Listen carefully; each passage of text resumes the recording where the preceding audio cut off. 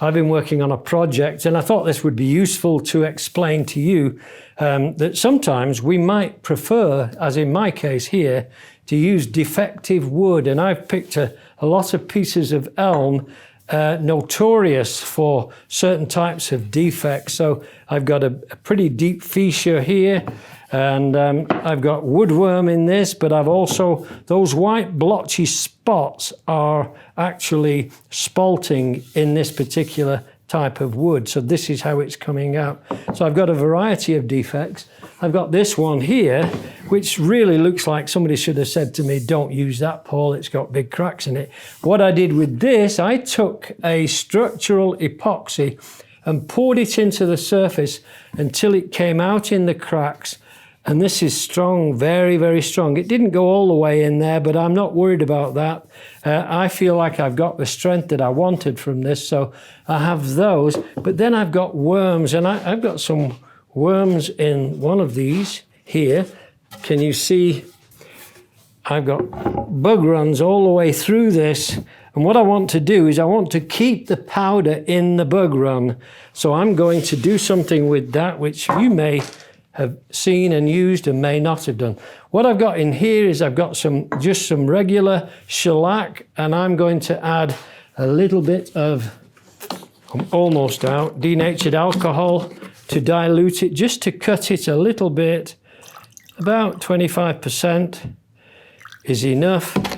And really, dewaxed shellac, when you thin it like that, becomes a sanding sealer. So I'm actually making my own sanding sealer ready to apply to the surface of my wood. The neat thing about shellac is you can use it under any finish and it won't stop the finish that you apply in the end. So what I do with this, I go over the whole surface, and what this is going to do is going to seal the surface, and when I come to sand it, this shellac will be very brittle, but the fibers themselves will stand up, and when I apply sandpaper to it, it's going to look wonderful. I'm not doing in the groove because that will affect the glue up. So I go over all my surfaces. So I'm actually planning to go over the whole of the surfaces, of all the surfaces of my pieces, and that's going to seal it. And when I get to sanding it in 10 or 15 minutes time, that will be ready for sanding, and it will be brittle and it will sand super smoothly. So what I have to do with things like this one, this is the one where I've got a fissure that's actually quite deep. I'm going to take this is a super glue, just a thick super glue, and we can take this and we can squeeze it into that gap. I haven't put any in, I'm just going in with a very light misting in the gap, very light, that's it. And then I'm going to go with the glue, and I'm going to run a bead of the glue along that fissure. This is a little thick, and then once that's gone into that gap, I'll leave it there for just a few minutes. Now it's already going to set in a few seconds. That would be set. I can mix that with a very thin super glue like this one, which will flow more readily, and I'll get the same result.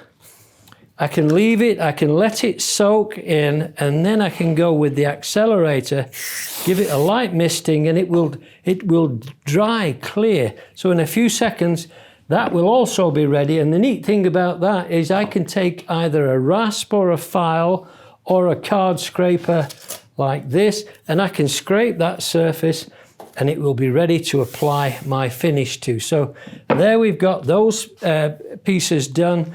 What else have I got? I've got one piece here.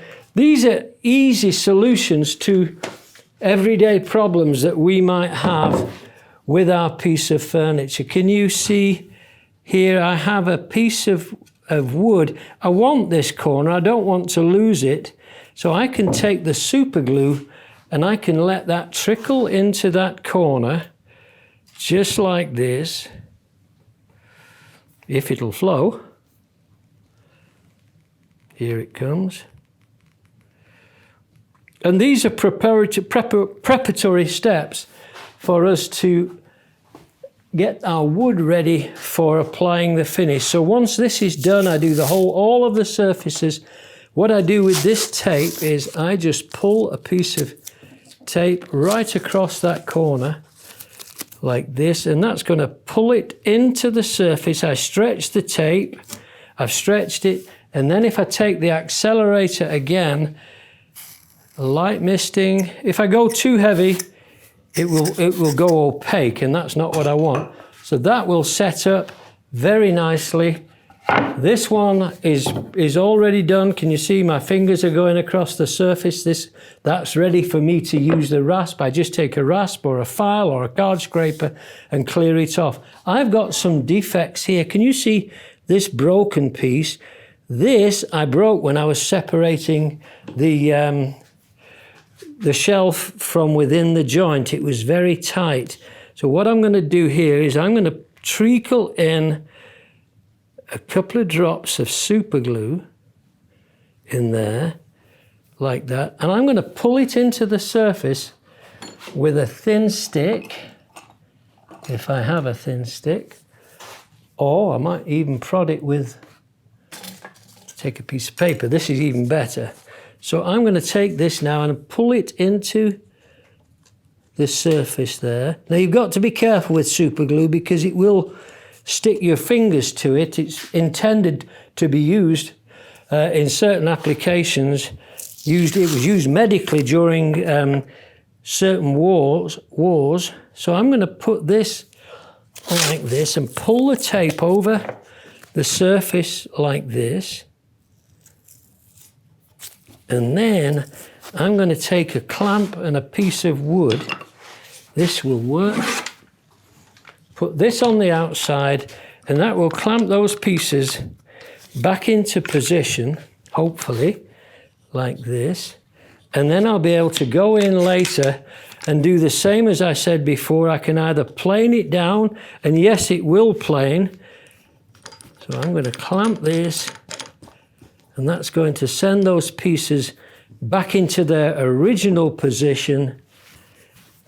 And we'll leave that for 10 minutes, 15 minutes, and that will be ready for me to work again. So those are the preparatory steps I take before I start gluing up a project.